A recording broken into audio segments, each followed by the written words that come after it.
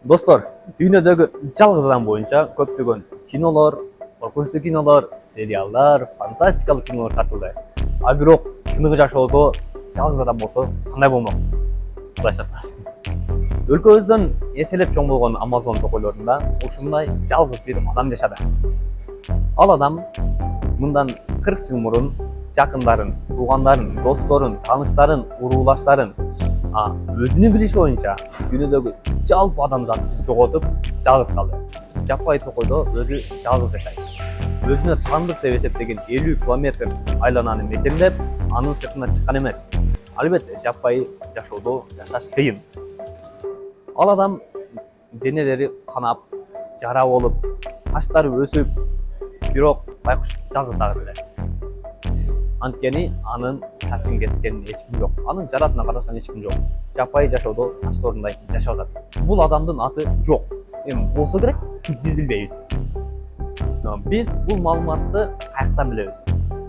Амазонду жердегендерди, Амазонду мекендеген урууларды коргоо боюнча Фунаи уюму бар. Ал уюм буга чейин ошол адам сыяктуу ондогон, жүздөгөн урууларды тапкан. Ал уруулар менен кездешип, ал урууларды сактап калуунун аракетин кылган. Бирок эч кандай майнап чыккан эмес. Анткени заманбап доордо жашаган адамдар менен ошол Амазонду жердеген таштоорунда жашагандар менен ортосунда курулган байланыш алардын өлүмүнө алып келген, алардын кырылышына алып келген. Анткени биз көнүп калган микробтор, биз витамин катары кабыл алган микробтор аларга вирус катары кирип, алар кырылып калган. Албетте, алардын иммундук системасын көтөрө алган эмес. Ал адам 2022 жылдын жай айларында каза тапты.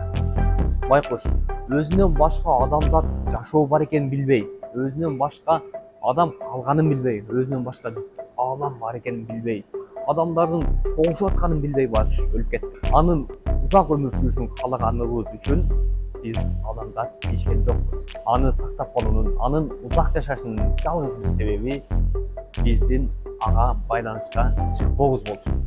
1969 жылы айга бир миссия жөнөтүлгөн. Ал жакта 3 адам бар эле.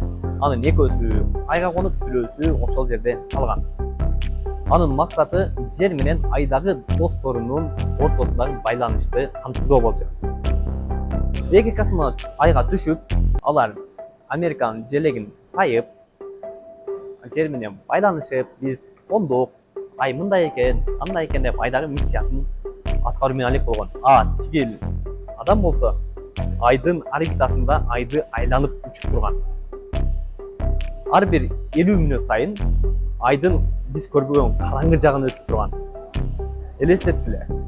Ар бир 50 мүнөт сайын ошол жака айланып, эң караңгы, эң алыс, адамзат жете алган эң алыскы бир дистанцияда жалгыз турган. Балким кокус байланыш үзүлүп же бир каташылып кетсе, элестеткиле, космоско учуп кетти.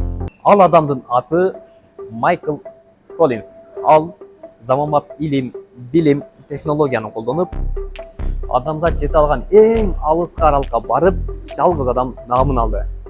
Биринчиси болсо 50 километр айлананын ичинен чыкпай жалгыз адам болду.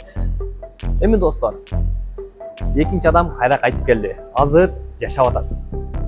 Үй бүлөсү менен, достору менен, тааныштары менен айтор заманбап жашоо менен жашоосун өткөрүп атат.